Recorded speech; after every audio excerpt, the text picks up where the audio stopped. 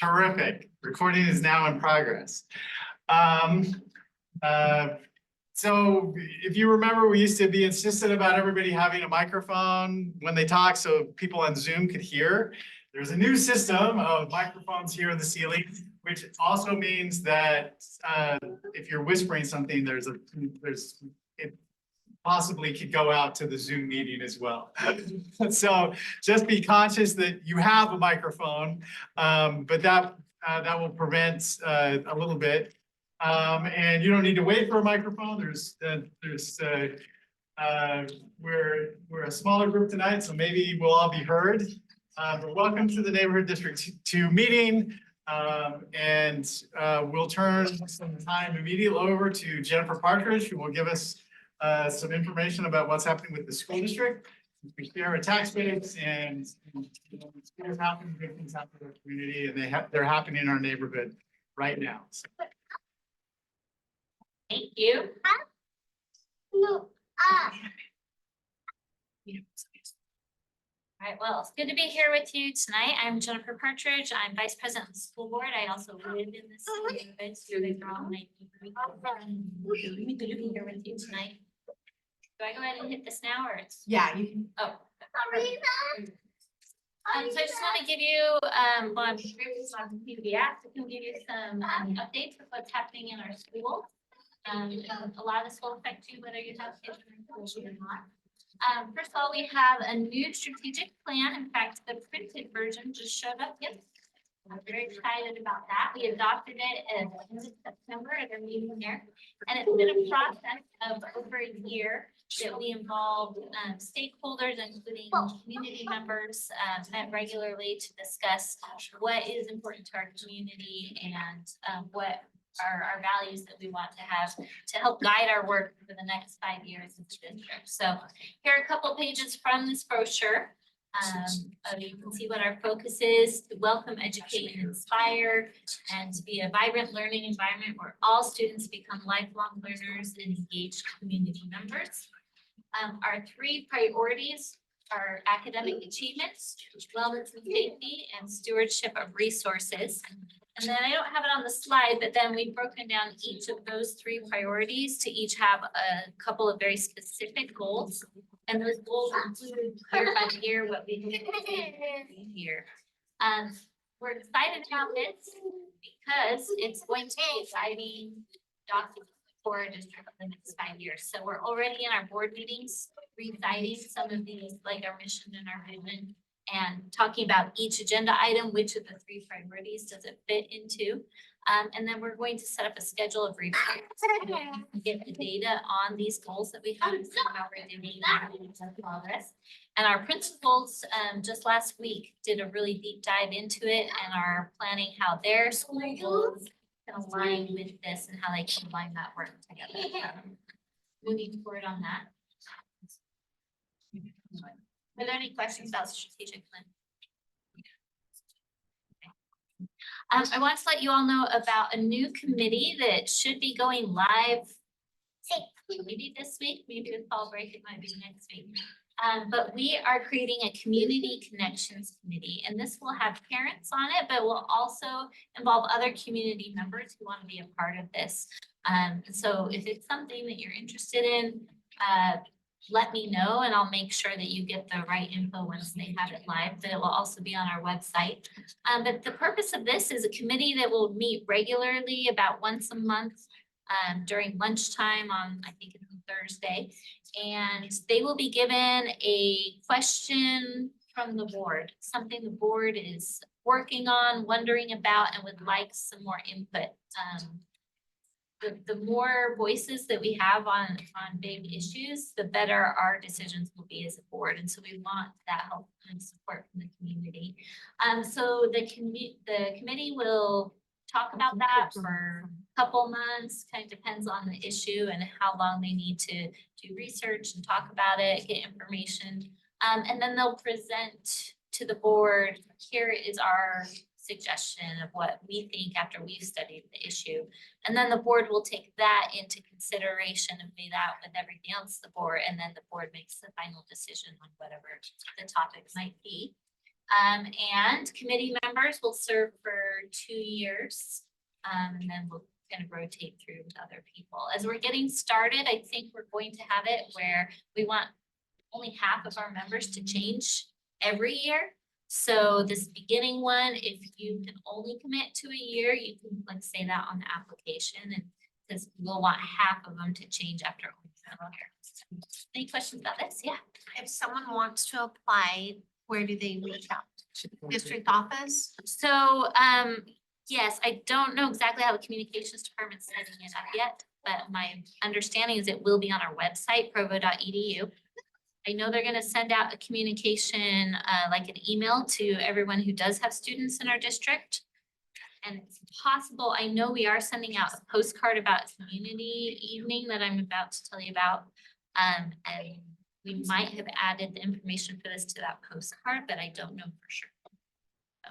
I'm gonna also share my info at the end of this slideshow, and if you want to just email or text me directly, I can make sure that once that information is live, that you know how to access it. I can send it to you directly. All right, this group probably had some questions about Wasatch Elementary. And so here's some more recent pictures. The bottom one I just took from BYU Engineering Building when I was there earlier this week. So I was like, what is that nice looking building way off there? I'm like, oh, that's Wasatch. So there you go. We are on target for the middle of January for them to be done with school. There had been some questions because we were waiting on some delivery of some really key pieces that we could only go so far, and then we wouldn't be able to move forward without them. And they got here in time. So we are being told by all of the construction people that they will give it to us by middle of January. And so then we'll start the process to move our students and teachers in, and they will be in by the end of January. We do have to be out of the old building by the end of January for BYU. And we are working on a plan to support the teachers with moving everything over. Don't know what that will look like yet. I know when we did it with Timpu in the middle of the year, we actually had a few early outs as well to help facilitate that. So, but the principal will communicate that once they figure all of that out.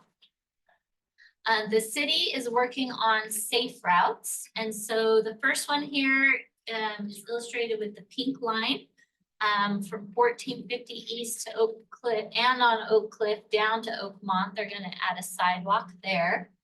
And then where the blue line is, they are installing a 42-inch crash barrier that if a car were to, in the winter slide down the hill coming down Oak Cliff, that it would catch that there and block anything from hitting the sidewalk.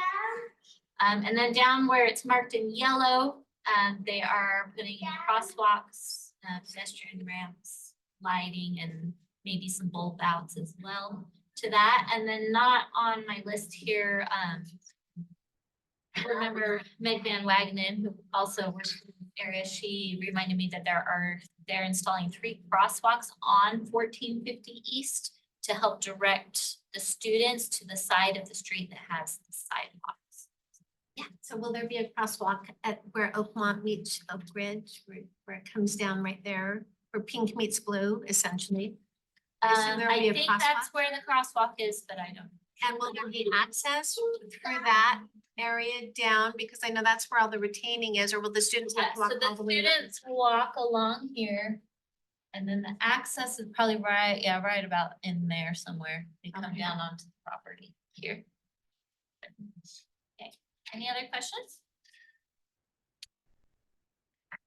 Okay, and we really appreciate the city's work with not only Wasatch, but with a lot of our schools. Safe routes is a really important thing. We want all of our kids to get to school safely. And so thank you to the city and the city council for prioritizing funding to be able to make these things happen. Jennifer, has the school board been made aware of any of the neighborhood efforts of 820 North and traffic calming efforts? I know that had been talked about a while ago and they were working crosswalk there, right? There should be a couple of crosswalks, but also just sort of narrowing the road. Okay. Can you share, is that what's officially happening? So, well, we're the neighborhood is proposing, probably limited parking, Okay. so that there's better visibility. And then also, either narrowing with biking infrastructure or something, just to help naturally reduce speeds, because speeds get fairly high from Oakmont to 9th East as they come down. Yeah. With all the students from the south of 820 that would come towards Wasatch, we want to make that as safe as possible. Okay, so those are still being worked on, what exactly? Yes, we're but working. if the school board knows that we're working with the community council and the safe routes to school people and the officers, Awesome. that if you'll support those efforts. If it goes, hey, does the school board know? You should know that anything we can to do to slow Keep us in the loop. Yeah, that down. that's fantastic. And I think it's important that we discuss in these meetings as well, as a community, like for all of our schools, we want to educate our students. First of all, I was just hearing about near another school that there are students who are like, oh, there's a crosswalk here and it's a new crosswalk. They don't have a crossing guard there all the time at this point. And they're just students that just are like, oh, it's a crosswalk, and dart across, and they've almost gotten hit because they don't even stop and look for a car, right? So teaching our students about their safety and that they should be alert. And then also talking as a neighborhood, how can we all be, those of us who are drivers, better about being more aware, watching our speeds, all of those kinds of things that we want to do as a community, and how we can all together take care of our kids, right? And all these improvements are super helpful and important, but it does take efforts from all of us to keep our kids safe. Tip view. Not in our neighborhood boundary, but there's probably some of you who have students or know students who go there, and so we get a lot of questions about it. The current phase of what's happening right now will be done in February. That is, we're finishing the softball field for the first time in forever. Will be on the property instead of off-site. The dance and the wrestling wing, that area is being finished right now, as well as the north gym. And the commons area that has been ready, but hasn't been able to be opened yet because of all the HVAC tie-ins to this part that's being built, it will finally open in February. And so school will be a little bit more open, and that will be fantastic for the students. When this phase is done, that is the end of the construction for what the 2019 bond funded, which we knew at the time was not the whole school, and we would need to address the rest of the school later. The rest of the school that needs addressing are our arts wing, admin wing, industrial wing, and then all of those, the engineers are telling us need a full rebuild. And cafeteria, they say can be remodeled, updated structurally, but we don't need to tear it down and rebuild it.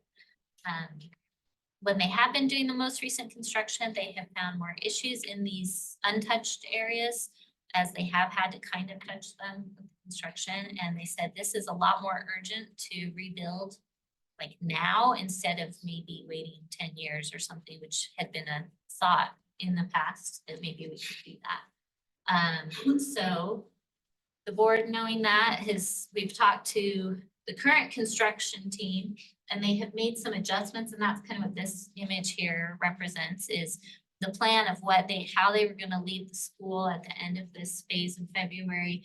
They're changing a few things so that when we do go back in and finish these other wings, they know where they put them, and it affects some of the facade. They're not going to do as much of the facade right now. In this area, this is where the dance area is, and it was planned for windows there. But when we add in the arts wing, the auditorium and the arts wing is going to go right here. And so they're like, well, we're not going to put in windows now, that we're just going to have to tear out and fill in and everything. So instead, they've removed that from the plan, and they're adding in skylights so that can be done. And they've had to adjust some of the roofing requirements because of the way the snow will fall off of the neighboring lanes and things like that. So it's costing us a little bit more right now for some of these changes. But in the end, it will save us money, it will save us time, and it's just a smarter way to approach it. Is there a plan for speeding up the construction of the other part, the new parts? Yes, let's talk about that. Yes, we're working on it. So let's go ahead and jump to that. It's the second bullet point right here.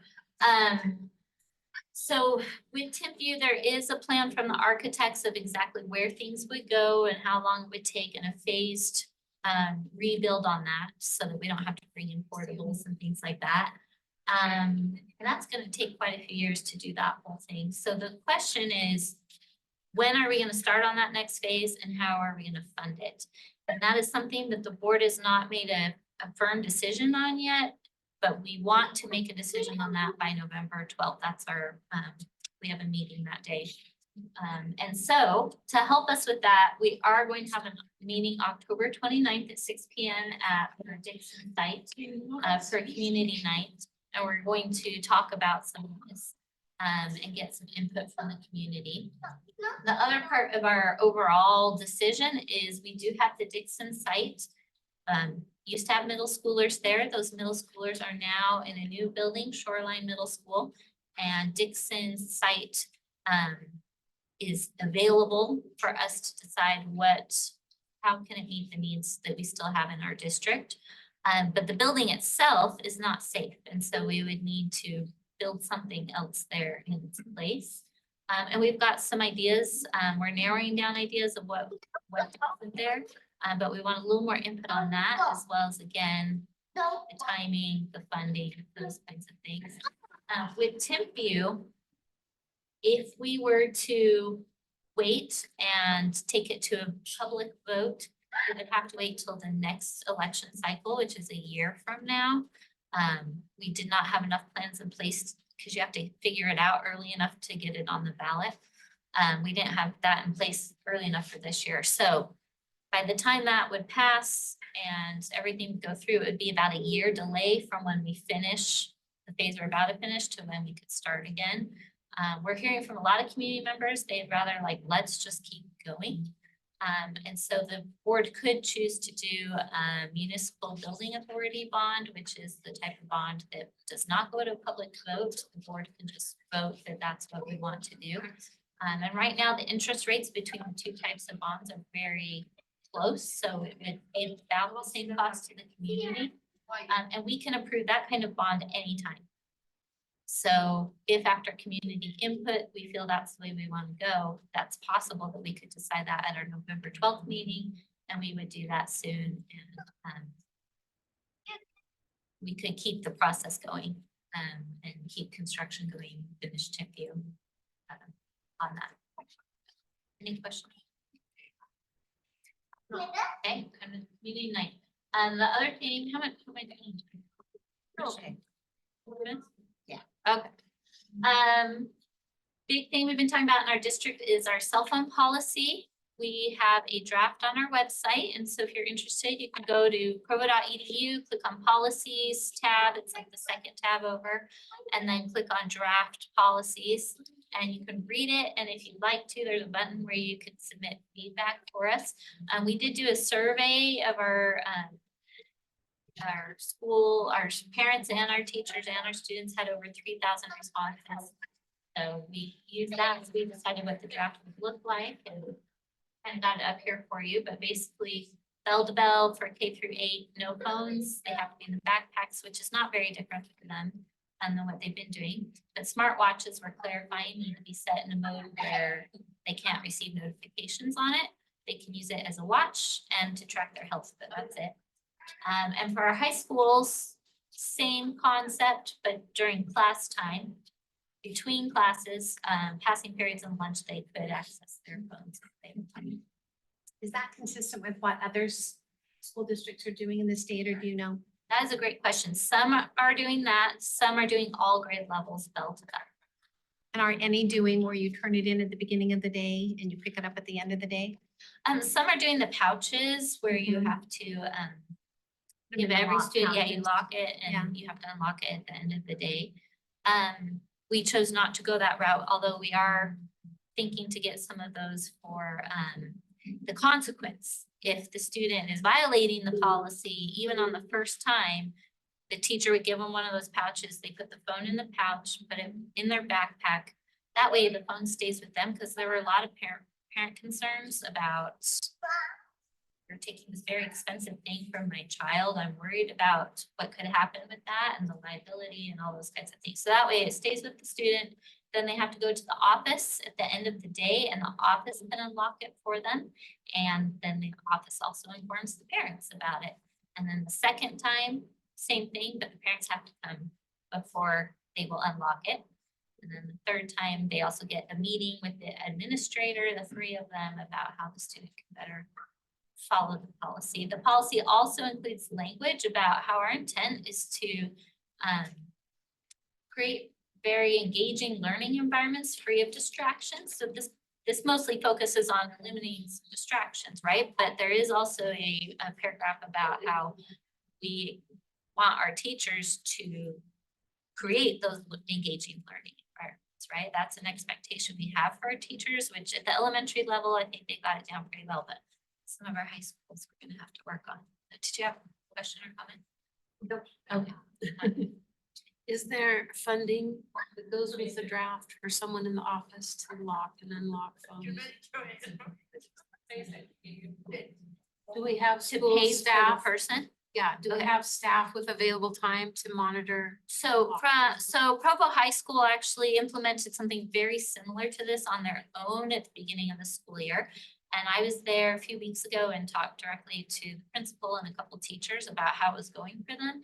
And principal said at the beginning, maybe they had 15 phones a day that came down to the office. And now that they'd settled in, I mean, we were like 7 weeks into it, they maybe get 5 or 6 a day. So don't think it's going to be that much. The bigger cost, I think, would be getting some pouches, but because we don't need pouches for every student, we just need a few for each classroom. It's manageable. So, Okay, yeah, kind of answered my question. So is this based on any data? Or is this policy based on, just sounds good? Like, have you collected data from other schools, other districts about what's working, what's not working? So a lot of the data that we have looked at is from a researcher named Jonathan Haidt, H-A-I-D-T. And he does recommend that you go bell to bell all the way through high school as well. And so we did toy with that idea, but we don't have a lot of feedback with the high school is students should be learning how to manage that device themselves as well. So giving them some scaffolding, right? Giving them a little bit of freedom and opportunity, as well as concerns of in the middle of the day, if they realize they have to stay after school, how are we going to communicate that with one another between the parent and the student?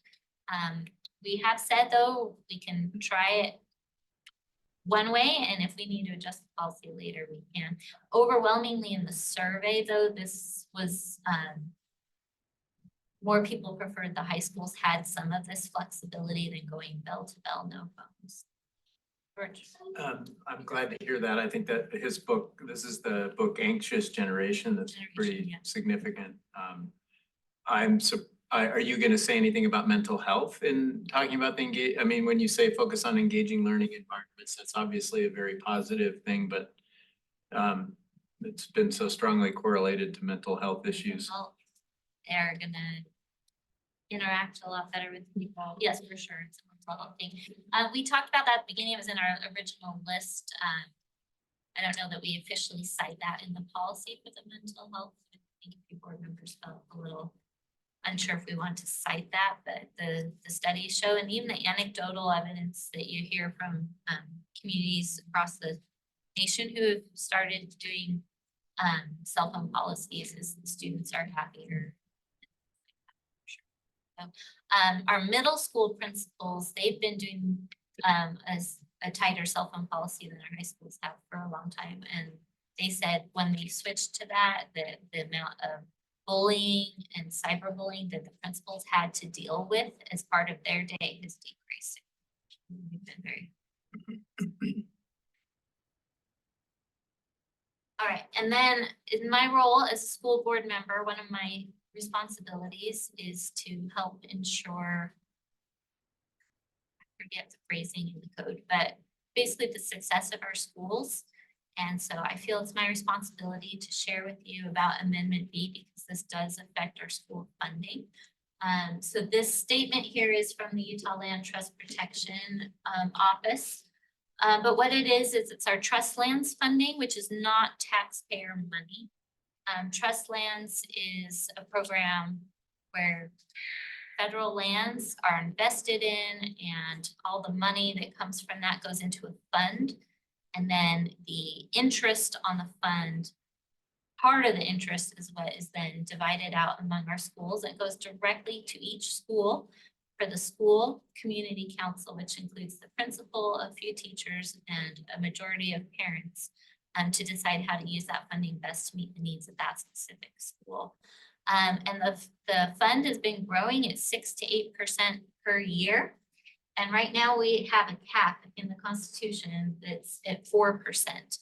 So it's growing at a bigger rate than what the cap will allow us to distribute out to the schools. And so all of the people that have been involved in just taking care of that money and protecting it as well for our future students, they feel that we can raise that cap from 4% to 5% to give more money to our current students while also keeping enough there to have money for our future students as well. It is a cap. It is not a you have to. So if ever anything were to change with our trust lands funding and there's not as much coming in every year, they wouldn't have to give out 5%. They could choose to say, hey, this year we're just distributing 2% or whatever it is based on that. So people like me, education community are in favor of voting yes for this amendment. Is there a minimum distribution on the trust lands funding? I don't know. That's a great question. But for the last while, it has. All of the dividends from the investment, basically it's an investment. So from timber leases or everything, all of it has to stay within the program. And there's only two things they can distribute or put it back into the investment. So it doesn't leave to go fund other things. It's just that distribution, and they argue over, well, let's return, but it's their investment strategy, and then the markets have improved dramatically, as well as the balance of the fund is just coming up so much that they thought, well, let's be a little more generous in our distribution because of that system of going directly. The legislature really likes the idea of going directly to principals and parents to decide. It's been a great thing for schools. So it started, pretty much with what you would think like, oh, well, let's do some class replies or buy some software. Now almost all of those distributions in almost every school goes to hiring an additional teacher or an additional, but it goes to funding people, which is really, shows how much money that there is because they're funding a person. Had this been at 5% this current year, our district as a whole, obviously it's divided among the schools, but as a whole, our district would have received about 300,000 more in the distribution that we did. And of course, that will just continue to grow. Yeah. The money comes from extractive things, oil, gas, timber, that type of thing. How are our royalty compared to other states? Are they lower? What do you mean by the royalties? Like The money that we get from that, the money. I am not a trust lands expert, so I do not So know, but I know there's a Stitland, they're website. government investments, so they have to take a fairly conservative, there's a certain strategy on how they want to do it, and they go, you can't do No, it. what I'm saying is the company that takes the oil or the timber, they pay into the Right. school trust fund. Yeah. That percent that they pay in, are we on par with the other states? Are we lower? Are we higher? We're I would assume we're competitive, we're but fair, we have one of the most active trust lands fund because we have so much federal land. And in the 70s, the people who became the trustees of that program, were very aggressive, saying this should do the public good. Because it's a 100-year-old program, but the changes they made to make it profitable has led to them going, oh, this, we can't do. That's also, we haven't answered the question though. I Then would it's- recommend you it's- go to it's very much the more trust than land's other website states. and maybe they can help. So we get higher royalties Yeah, or whatever. higher it is. returns. Okay. They have been good investors. The amount coming to our school will go up significantly in the last 10 years, but the Fitla website would probably help you out or let you know who to contact to get a good answer. If ever you want to contact me about anything school related, I'm happy to talk with you, help you with it.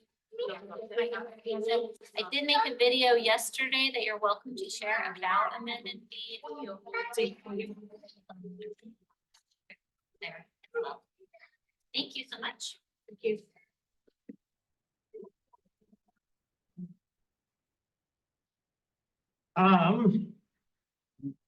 We'll go right on. Rachel, you have some short things about code compliance. Yeah. Maybe just some background. We get a lot of questions when people go, I see something in the neighborhood. There's no way that's by the rules. How do we go? It seems like the city isn't doing a good enough job.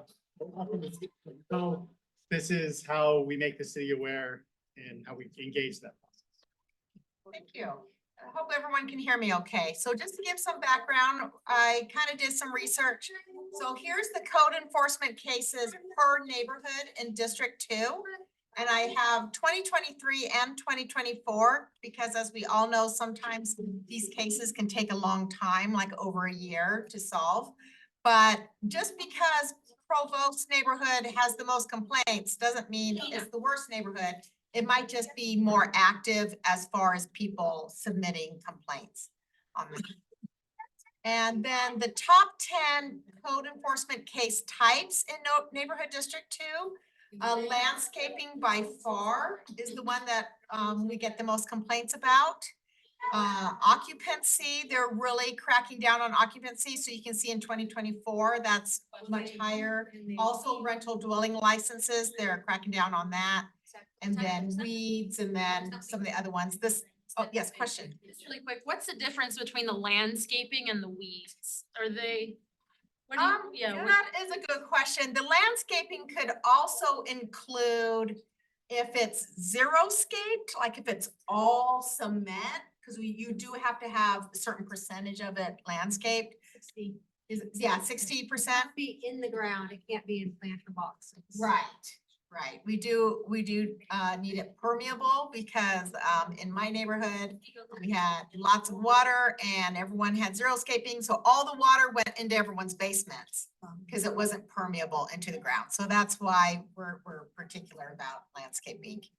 But yeah, I'll have to ask if there's a specific reason why there's landscaping and weeds. I'll ask them because they did tell me that this non-permitted use used to be kind of a catch-all.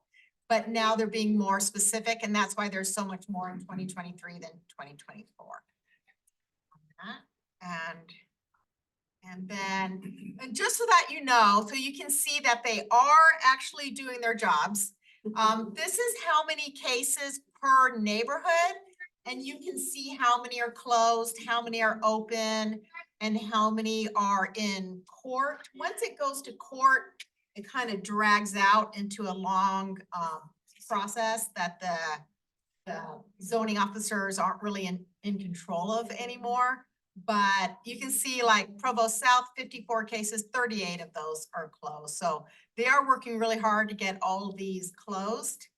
I know a lot of people ask about that property on 910 North, 900 East, the Park Plaza apartment building. So I specifically asked the head of zoning, what's an update on that? That one has been sent to court. And so Do you know what the holdup is on it? Like, what are the issues they're fighting over? I do not know, but I think. So I know one of the, I'm not sure if you want to say owner or previous owners. I contacted them. It's then, foreclose is not quite the right word when you have investors, but it's been taken back by some investors. They buy different owners, most of them are upstate. It's just a mess. They don't have the financing to.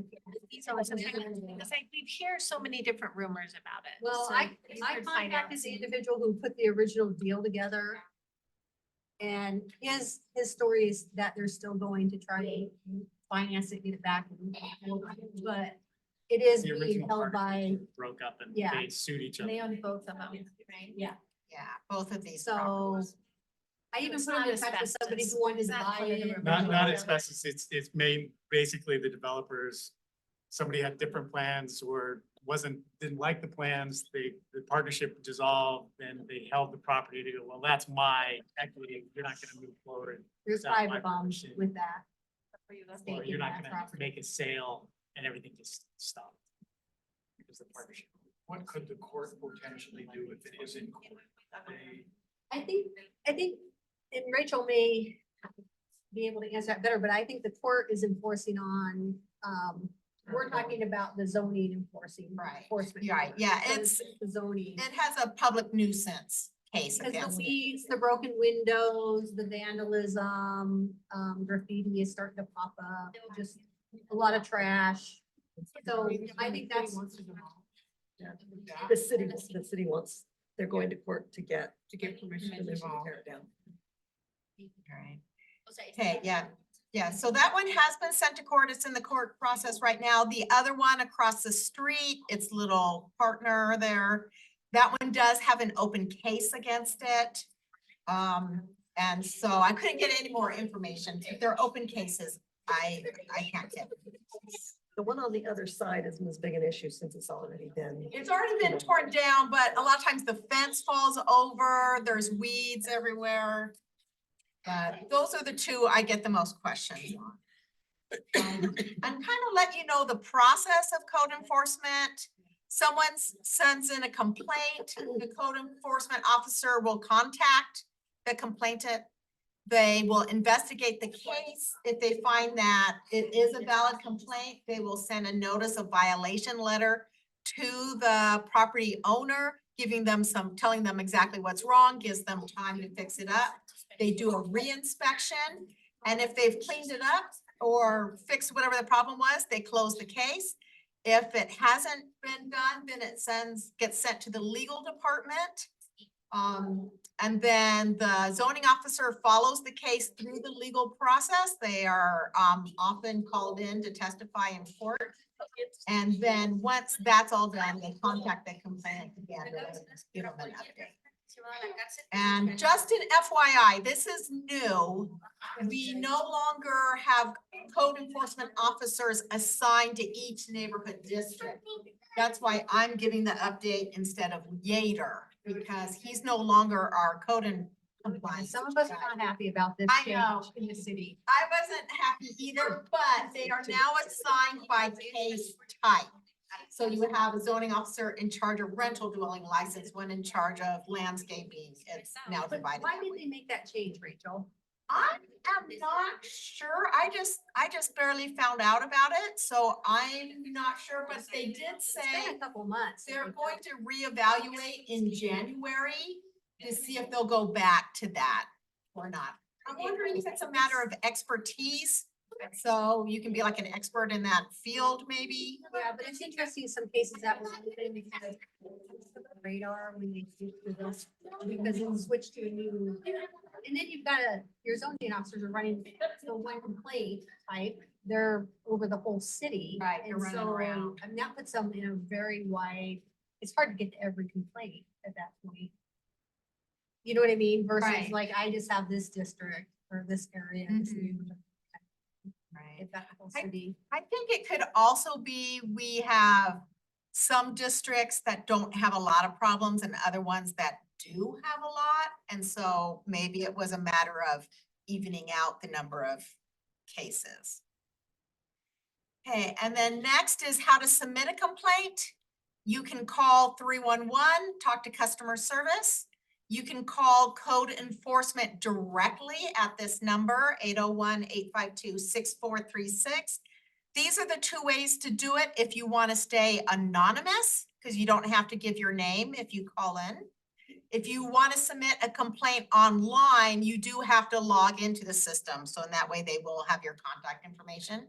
You go through the Provo City portal, click on submit a new complaint under the code enforcement tab.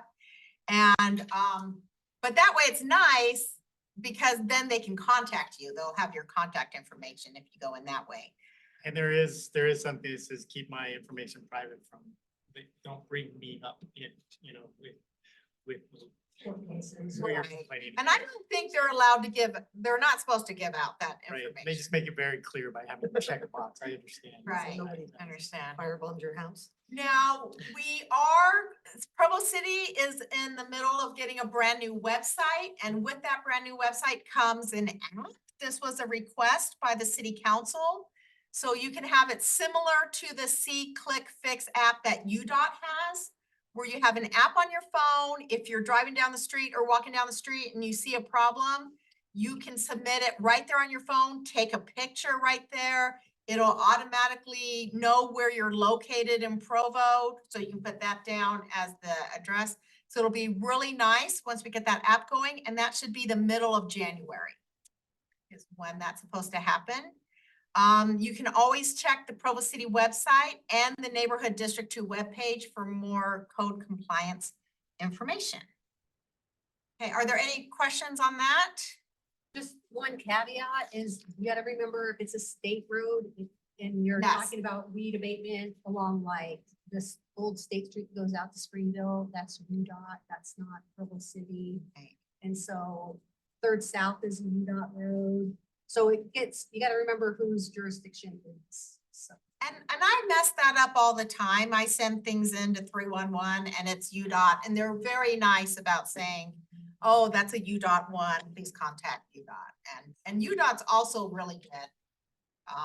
At least when I've sent in road complaints. Yes. So you said 300 South is UDOT, how far does that go? Is that from where it ties into, I-90 or I-89, Highway 89 Right, and that way? Or does it come all the way from 89 all the way up and to the east, up to the foothills and then around to Slate Canyon? It's just the I-89.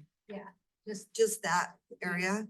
Yeah. 'Cause there's a big All problem. that construction that's being done on Third Right. South right now, that's UDOT. Okay. That kind of gives you an idea. Okay. Okay, and this next one, I'm also gonna read out. This is from Vern Kiesler, our traffic manager. So this is the 1350 East traffic study that he did. So here's the map on 1350 East. This is classified as a local street. And he has crash data, which he always takes from like the last 3 years, and 0 crashes reported on this street. And then he has some definitions on the speed. Probably the most important one is the 85th percentile. They use that most of the time to clock the speed. And that's the speed at or below which 85% of all vehicles are observed to travel. It's a little bit more telling than an average, because that can be thrown off. So here's where he put the speed and volume monitoring location. That's where he had the little monitor set up on that street. And so the speed results, this was done in July. This posted speed limit is 25 miles an hour. The northbound average was 28 miles per hour, but that 85% speed was 34 miles per hour. Southbound average 22 miles per hour, that 85% speed, 26 miles per hour. So the overall average is 24, but the overall 85% speed is 30 miles per hour. The highest speed recorded heading northbound was in the 46 to 50 range. They had 7 vehicles going that fast that they recorded. And highest speed southbound was in the 31 to 35 category, and they had 11 vehicles going that speed. And then the volume, again, it's that same time in July. So it averaged about 25 vehicles per hour going northbound, 30 vehicles per hour going southbound. So we have more people going southbound than northbound, and overall total vehicles going in both directions about, during that time period, a little bit over 4,000, which averages to 55 vehicles per hour, or about 1,300 vehicles per day. Okay, so here's his summary. So zero crashes reported in the last 3 years. Overall average speed is 24 miles per hour. Again, it's posted 25 miles per hour. Overall 85% speed is 30 miles per hour. And then the total vehicles are the ones that I just said. And then his possible solutions is to provide speed information to Provo City Police Department for traffic enforcement. And I think this is a really important one, to post a 25-mile-per-hour sign north of the storm drain dip, the water dip at 640 South. I guess it was stolen last year. So need to put a sign out there reminding people of the speed. And here is his contact information. If you can have that. I need to tell him to stop doing the yellow print. I'm having a hard time reading it. But that's his contact information if you need to contact him. If you need a traffic study done in another part of town, it actually needs to go through the neighborhood district program. So you can contact any of the board members here if there's a certain street you want him to do a study on. Yes. So I've just been kind of observing the traffic at 300 South and 900 East. And especially like rush hour time from like about 4:30 to 5:30 at night, it gets way backed up on 300 South going west as people are trying to turn left onto 900 East. And that light isn't long enough. And there's not enough space with the people parking over on the south side for people to actually get around the people that are trying to turn left and be able to go straight or turn. And so I know I've been there a few times and I've waited. I mean, 300 South and 900 East. Are you talking coming from 700 or going? I'm talking about going eastbound, towards the mountains that way. And I'm surprised there's actually not an accident there. There might be, because people get frustrated after they waited for 2 or 3 or 4 rounds to get through that light. Yeah, that would, I know he always mentions that that's a common problem. Like he doesn't like people stacking up because they do get frustrated and then they run lights. And Yeah. And that's happening there. So, and then the other one, it's not really in our area, but it's the same thing. It's up at BYU, turning from the conference center. At rush hour, the traffic to turn right to get onto 900 East goes all the way down to the light at University. And again, you can't get there. An easy fix would be allow 2 right-hand turns there, but there's only 1 right-hand turn right now. And so there's been a number of times I've been there. It will take easily 20 minutes in rush hour to turn right from whatever that road is right next to the conference center, and then turning onto 900. That's been getting worse ever since BYU closed off the access through the campus. There, and Vern has contacted BYU. BYU is, they said they're monitoring that. Basically, they're doing their own informal traffic study because. But they what go, I'm saying is that's Provo roads around BYU. So BYU can do whatever they want to do with a study there. But I think there's things that Provo could do, 2 right-hand lane turn that would both turn onto that, where people could either go straight or turn right from that left side. That would be an easy fix to that. At least to do a pilot of it and see if it would work. Is BYU is gonna redo the creamery, right? Or will there be any changes to that road at that time? Yeah. Like these. yeah, No, there's the conference center No. I'm not talking about none of these. I'm talking University about, Parkway. University Parkway. Like where the She's MTC. talking about University Parkway. actually, I'm not. That Is is that, what- is yeah, that it's University Park? laundry. Yeah. Yeah, it's by the laundry, but it's, And the MTC. I'm talking about the east-west one and then on to the other side. It ends right there at Yeah, Lake East. yeah. Sorry, yeah, I got the green farm spot. Yeah. Okay, yeah, I'll pass those on. I've written those down and I'll pass those on to Fern. Thank you. Okay. That's bad all day long. Rachel, do you just want to remind us about finding executive board members? Right, yes, so, half of our District Two board, their terms are up this January, so we are looking for people to apply to be on the board.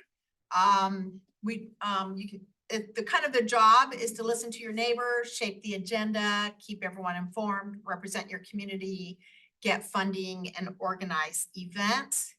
There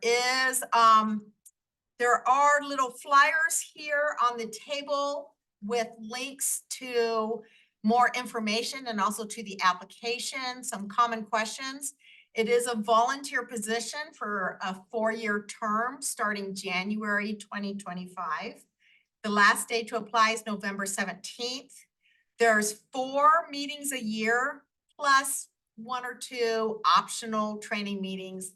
And then there's also an all district meeting that we hold with the mayor and the department heads. And then the meetings are Wednesdays at 6 o'clock at City Hall and over Zoom.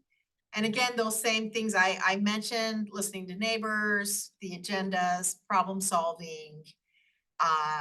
The city council selects the board members. You apply, we put your application online for public feedback.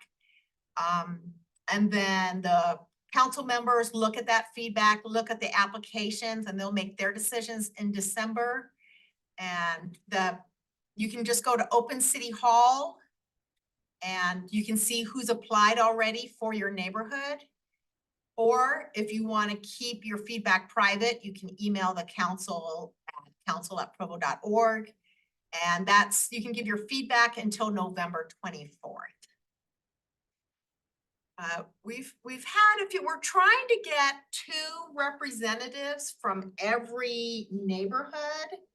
And District 2 has been really good. Some of the other districts were very heavy with one neighborhood being represented a lot more than any of the other neighborhoods, just because of the number of people who applied. So we're trying to even it out. But we are specific, we would love to have another person for Spring Creek, because right now Mary Miller is the only one doing Spring Creek. The other neighborhoods all have 2, but those, half of those people, their term will end, so we're looking for applicants. Is there anyone here that has applied? Oh, do you want to get up and just say a little bit about yourself? My name's Camry Christensen. I'm in the Provost Neighborhood and I applied, so hopefully I get to serve. Awesome, thank you. I think so. I was looking to see if I did. Sure. I'm Angie Carter. I'm also in the Provost Neighborhood and I've applied to be on the district as well. So. Awesome, thank you. Great. So one of the things that to be eligible for our matching grants, we need to come up with our community service hours. And we've been very reliant on the Slate Canyon days, or the Slate Canyon Day. Are there plans in place for that again? Not currently, actually. The city said we can't have it at Slate Canyon next year, that the resources from the city need to go to one of the other parks, the new Provo River Delta or Rock Canyon with the new remodel. So those are our chances. Okay. With Rock Canyon, there's a lot. And so we'll coordinate with the city when they're inviting us to come and help in those areas, Or you could organize, I think it could go the other way around. That's what it's been in the past. Yeah. is We reach out to them and say, what do you need? They're getting very close to the reopening. right? And they would probably welcome us reaching out to them. And you would have a great response. People are very excited. And Yes. the Rock Canyon Alliance had a revegetation event last week and they know what they hope to have done, so is anyone on that board or? Is that in our area? I can't hear what. The Rock Canyon Alliance today is, they're on their revegetation project. Okay, maybe I'll reach out to them and Would they be willing to do it down? To just, Oh, if we wanted to give some service, would they be willing to go, oh, this is what you can do? We're just focusing on what Rock Canyon does. Yeah. Right. Yeah, and you'll want to make sure your service is done within your district boundaries.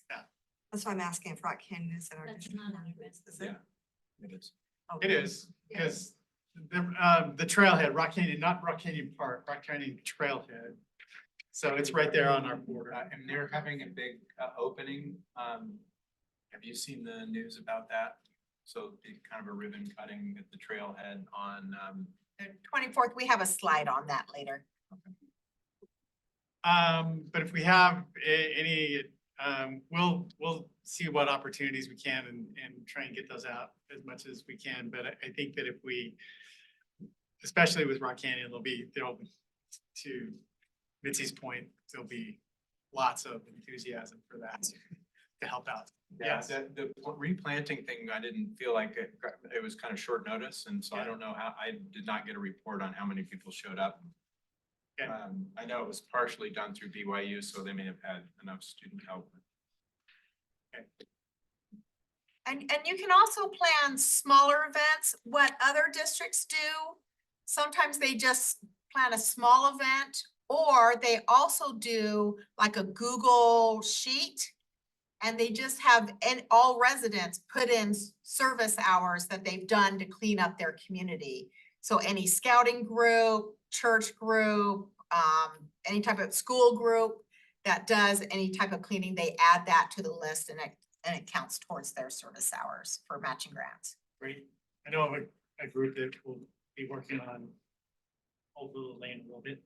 So take care of some of those hours, so. But you know, for everyone, if you see an opportunity or you know there's something that can be reported, that can be helpful to us in our grant applications so that we can get all that, we can check that box. So with the matching grants, so there's actually some engineering questions, and the executive director of the city council actually never reached out to me about those.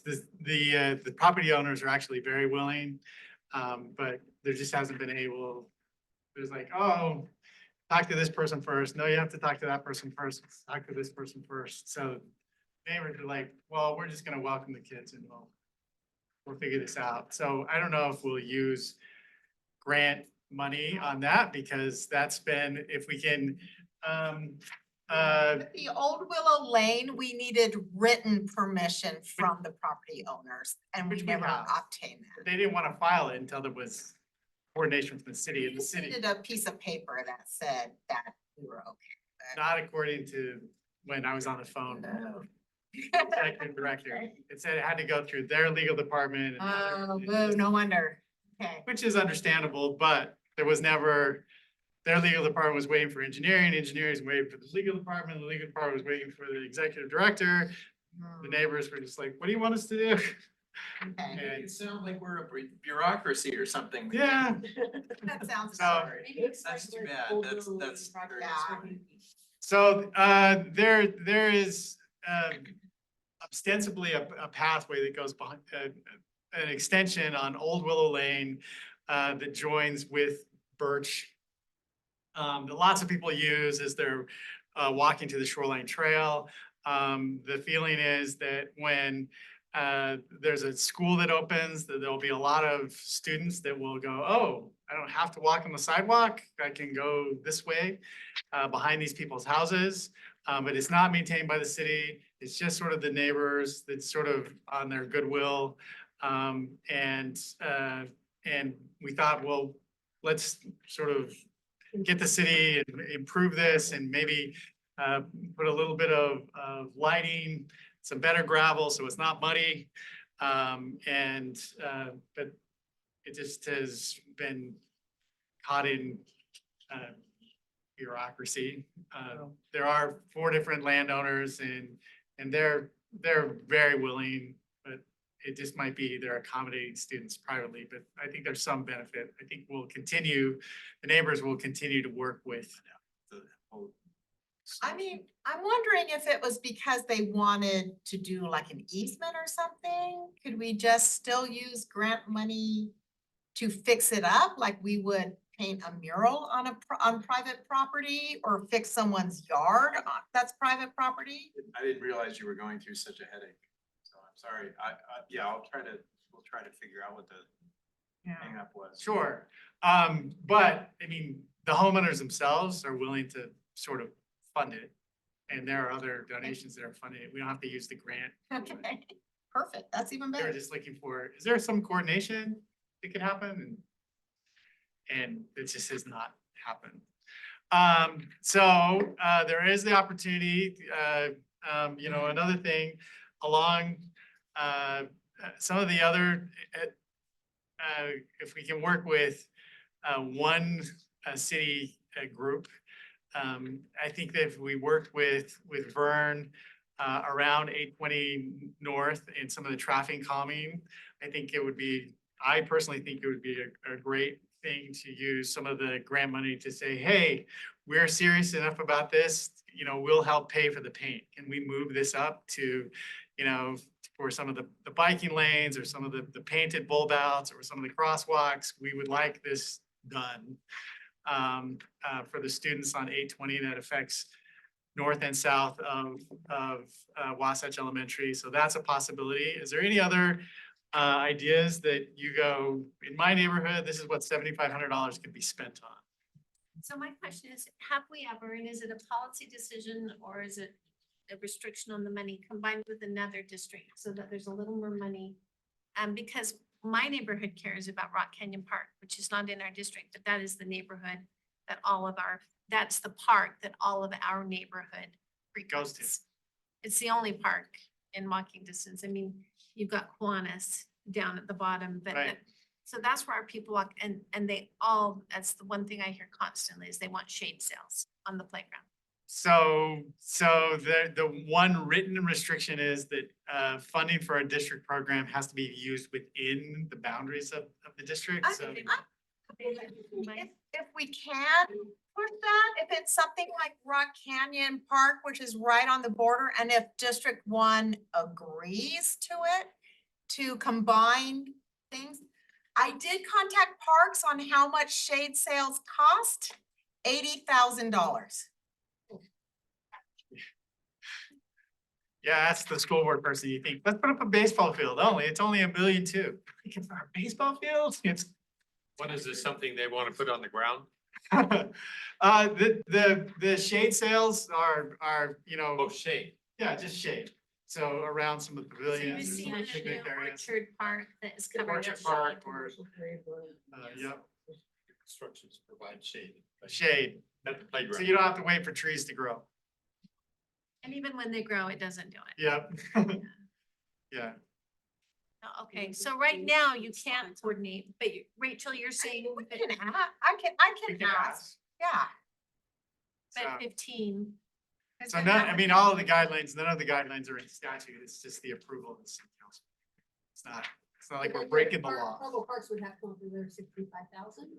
And I'm asking. Yeah, well, cause I love the shade sale ideas and I thought it would be perfect for the matching grant. So I contacted Parks and they just laughed at me and said, yeah, those are $80,000 a pop. Like, have you seen the humongous support structures that they're built on?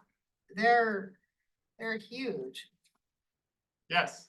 Someone had approached me about the Provost to Bicentennial Park parkway that you can walk, bike. And how there had been some temporary signs to notify So people. wayfinding. Yes, so I don't know if there's enough desire in the community to have that, but that could be an option as well. I will say the signage is not sufficient to follow the path all the way. Yeah, It's because a lot of barely- them like fell down Yeah. and it was a temporary Well, and thing. some of them got stolen several times, so. And an update for that, Daniel Jensen, with Bike Walk Provo says that he's been given posts now, so they wouldn't have to be zip tied to tree branches. And so they're asking, can the posts go along the path or their utility lines? So one of the things that we would need to do is, and so we'd probably need to coordinate, maybe I'll put up Rachel, if you can help post a link. If you could post up locations, so then Vern can study where a post can go. Oh, okay. So, because we've had experience where a post goes in and then the traffic people go, this restricts visibility, this is not appropriate, and then the sign disappears. And so that's one of the things that has happened even with some of the temporary things is they haven't been stolen by people, they've been stolen by, oh, this is a nuisance in the city. City has cleaned them up. And so we need to coordinate where you think wayfinding should go. We need to get those locations and then we need to get that list approved and then we can help pay for and the city won't charge us for approving the locations. They'll just charge us for the signs. But if we don't know where they'll go, they're not enthusiastic about printing the signs. Like what Provo people know exactly where they think they should go, so I think that's the right place to start. Okay. Haven't they had a conversation already with Vern about that? Yes, I did it it gets to, let's be really specific about 4 feet this way, 3 feet here at the intersection, not just at the intersection. They want to go, here's the spot where the post goes, or if it can be a post, or this is where it can be attached, or it's, our regular bureaucracy, which is. I do it right. Yeah. What about the Slick Canyon part? We keep kind of bringing that up. So, Christina did mention that a bench that went in was supposed to have a concrete pad and some of the money went to the city for the concrete pad, but the concrete pad has not shown up yet. We're working on it. I've got somebody, well, I can schedule people, but weather happens. Tomorrow it's supposed to rain, so I had somebody scheduled to go up tomorrow and square that back off. We squared it up previously and put in stakes, metal stakes to keep it square. And then, we've got to see if we can get that in before the weather turns. So, are there other improvements? I would love to see maybe an additional bridge up Slick Canyon. Just to make it, You talked about a bridge. but bridges are, 6 or 7 figures, actually, oddly, turns out. And so, I appreciate that you'd be amazed on how you go, oh, $7,500 would go so far. And then they go, no, actually not. It's one of our challenges. So, We bank money year to year? Like, can we say? nope, Nope. No. use it or lose it. Yeah, Nope. the city And the one doesn't thing we let us learned- bank funds. Yeah, the one thing we learned in our training is there's so many other grants you can use for like the Shield Hills Sprints. There was a dermatology association grant that you Yep. could use, keeping kids out of the sun clearly would qualify. So there were 3 or 4 things as I sat there listening to her that I thought could maybe work if we could combine. But if Yeah. it's not possible to combine, then it's. We'll do some research and see if we'll talk with the other district. We'll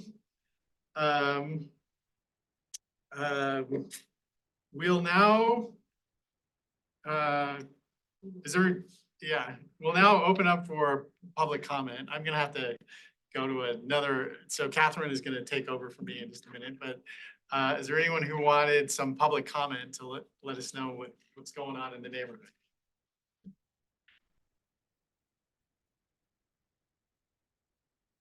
You can say your name and what neighborhood.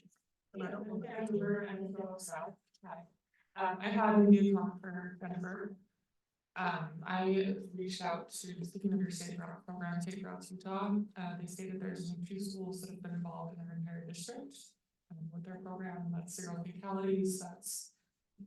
Do you know if there's any, You mean like a whole program?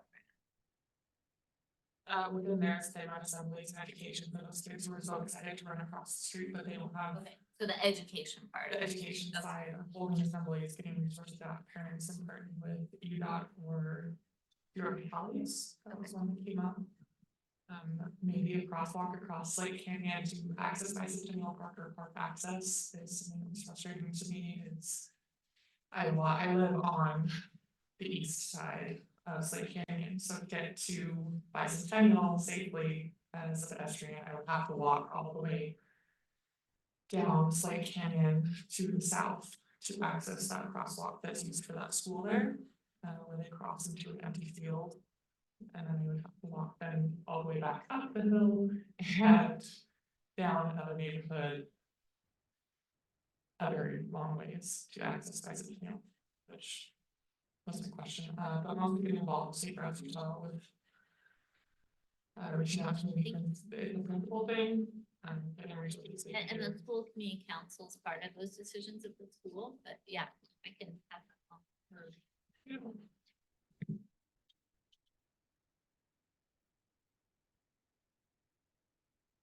Rachel has a couple of items. Yes, I have a public comment from the Parks Department. Apologize, I just got this information yesterday, so I didn't have time to put it on the agenda. But the Parks Department wanted to give us an update on Foothills Trail Park Trailhead and Rock Canyon Trailhead. So the Foothills Trails Park Trailhead has access from 5040 East, that cul-de-sac. It has seasonal access to off-street parking.